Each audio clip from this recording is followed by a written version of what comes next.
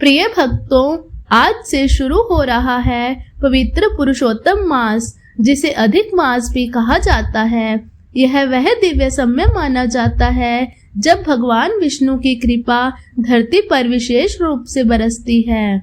सनातन धर्म में अधिक मास को बेहद पवित्र और चमत्कारी महीना माना गया है। यह महीना लगभग हर 3 साल में एक बार आता है और अपने साथ लेकर आता है भक्ति, तपस्या और आत्म शुद्धि का दुर्लभ अवसर।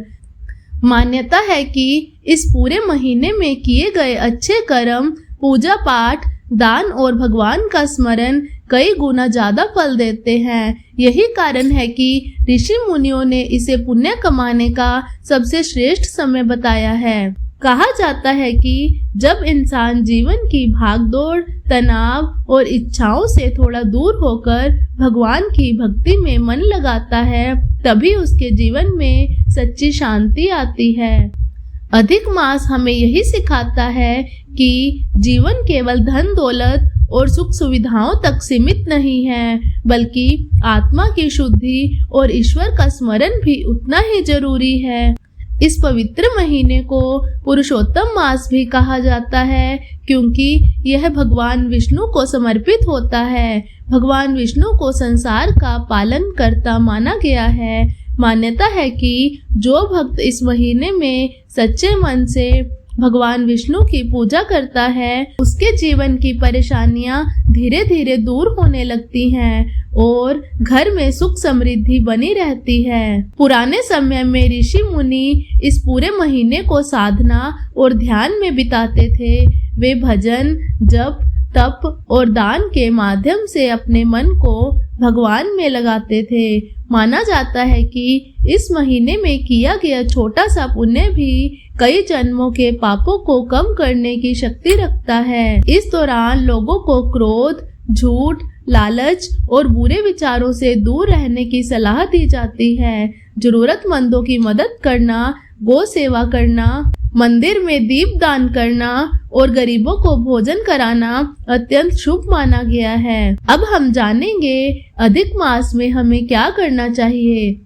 भगवान विष्णु की पूजा। अधिक मास भगवान विष्णु यानी पुरुषोत्तम भगवान को समर्पित माना जाता है, इसलिए इस पूरे महीने में उनकी पूजा अर्चना करना विशेष रूप से फलदायी होता है। सुबह उठकर स्नान करके भगवान विष्णु के सामने घी का दीपक जलाएं और ओम नमो भगवते वासुदेवाय मंत्र का जाप करें। यदि संभव हो तो विष्णु सहस्त्रनाम का पाठ करें। सत्यनारायण भगवान की कथा सुनना या पढ़ना भी बहुत शुभ माना गया है। कहा जाता है कि अधिक मास में किया गया दान कई गुना ज्यादा फल देता है। इस दौरान अन्नदान, वस्त्रदान और दीप दान करना अत्यंत शुभ माना जाता है।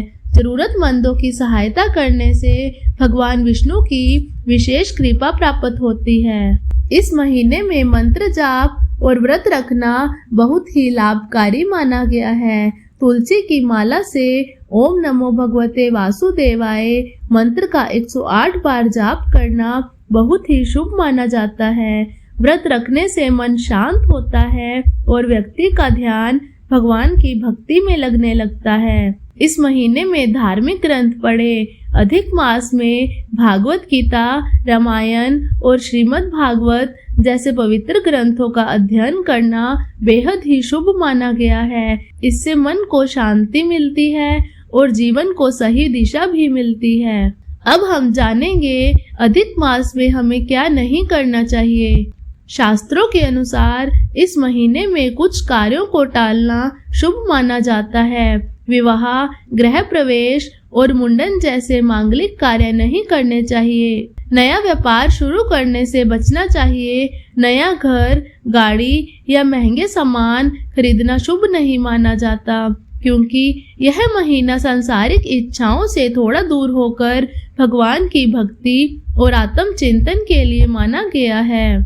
अब हम जानेंगे पुरुषोत्तम मास के व्रत और नियम।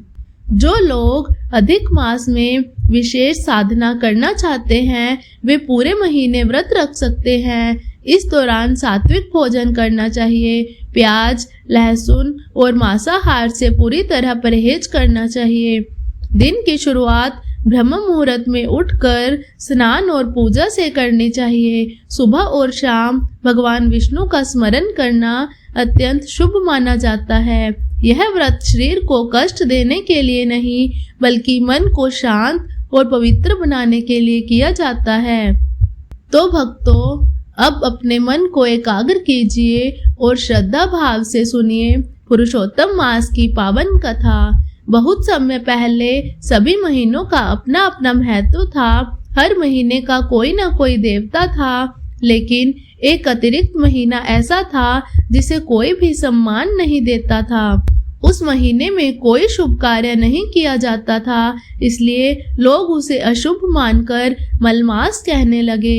यह सुन सुनकर वह महीना बहुत दुखी रहने लगा। उसे लगता था कि संसार में उसका कोई महत्व नहीं है। दुखी होकर वह सभी देवताओं के पास गया, लेकिन कहीं भी उसे सम्मान नहीं मिला। आखिर में वह भगवान विष्णु के धाम पहुंचा और रोते हुए बोला, प्रभु, संसार में सबका सम्मान होता है, लेकिन मुझे अशुभ समझा जाता है। मेरे आने पर लोग शुभ कार्य तक बंद कर देते हैं। उस महीने का दुख सुनकर भगवान विष्णु अत्यंत भावुक हो गए। उन्होंने प्रेम से कहा, आज से तुम अकेले नहीं रहोगे, मैं तुम्हें अपना नाम देता हूँ। अब तुम्हें पुरुषोत्तम मास कहा जाएगा। भगवान विष्णु ने कहा, जो भी भक्त इस महीने में सच्चे मन से पूजा पाठ, दान और अच्छे कर्म करेगा, उसे मेरा विशेष आशीर्वाद मिलेगा। इस महीने में किया गया पुण्य कई गुना बढ़ जाएगा। तभी से मलमास को पुरुषोत्तम मास कहा जाने लगा और यह साल का सबसे पवित्र महीना माना जाने लगा। कहते हैं, जो व्यक्ति अधिक मास में श्रद्धा और विश्वास से भगवान विष्णु की पूजा करता है, उसके जीवन में सुख, शांति और समृद्धि आने लगती है। तो प्रेम से बोलिए, पुरुषोत्तम भगवान विष्णु की जय।